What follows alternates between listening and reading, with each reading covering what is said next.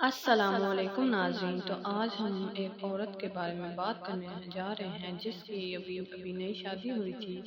تو اس کے در پر فقیر آیا اور وہ فقیر کو دیکھ کر بہت ہی ہنسنے لگی اور کہنے لگی، تمہیں شرم نہیں آتی؟ تم تو جوان ہو اور یہاں پر مانگنے آئے ہو، تم کام نہیں کر سکتے؟ تمہیں شرم نہیں آ رہی کہ یوں تم اس طرح لوگوں کے در پر مانگ رہے ہو؟ اس طرح اس نے فقیر کی بہت انسلٹ کی، جس سے فقیر بہت افسردہ ہو گیا اور وہ کہنے لگا کہ مجھے اللہ تعالیٰ کی طرف سے حکم ہے مانگنے کا، جس وجہ سے میں لوگوں کے در پر جا کر مانگ رہا ہوں۔ یہ میرا امتحان ہے، لیکن تم نے میری انسلٹ کی ہے۔ میں کوئی نشہ ور نہیں ہوں، نشہ کرنے کے لیے یہاں پر پیسے نہیں مانگ رہا، بھیک نہیں مانگ رہا۔ یہ تو اللہ تعالیٰ کا حکم تھا، جس وجہ سے میں نے یہ کام چنا ہے۔ یہ سن کر فقیر کو بہت غصہ آ گیا کہ اس نے مجھے اس طرح سے رسوا کیا ہے۔ تو اس نے کہا کہ تمہارا دیا ہمیشہ کے لیے بجھ جائے گا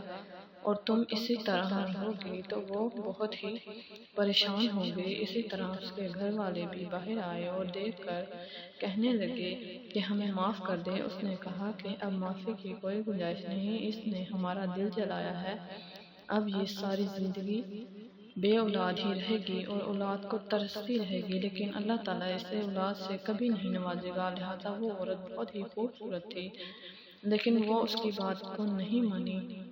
اسی طرح اس کے گھر والے یہ سن کر بہت ہی افسردہ اور معافی مانگنے لگے، لہٰذا انہوں نے ان کو معافی نہ دی اور وہاں سے چلے گئے۔ اسی طرح چند سال گزرتے گئے، لیکن اس کی اولاد نہ ہوئی۔ اسی طرح وقت گزرتا گیا، لیکن 50 سال تک اس کی اولاد نہ ہوئی۔ اسی طرح وہ معافی مانگنے لگی کہ شاید مجھ سے غلطی ہو گئی ہے بہت بڑی، لیکن اسے پھر بھی معافی نہ ملی، جس کی سزا اسے اللہ تعالیٰ نے یہ دی کہ تمہارے در پر فقیر بھیجا تھا تمہارا امتحان لینے کے لیے، اور تم نے اس کی انسلٹ کر کے ثابت کر دیا کہ تم سزا کے حقدار ہو، اس لیے تمہیں یہی سزا دی جاتی ہے کہ تم ساری زندگی اولاد کے لیے ترسو گی، جو کہ تمہیں نصیب نہیں ہوگی۔